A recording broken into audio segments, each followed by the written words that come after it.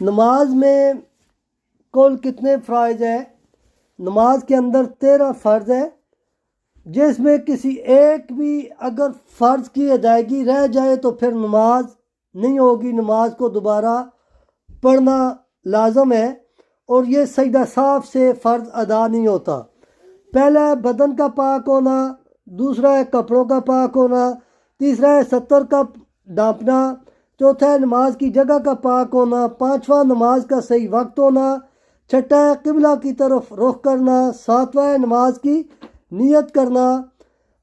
اور آٹھواں ہے تکبیر تحریمہ، نواں ہے قیام یعنی کھڑا ہونا،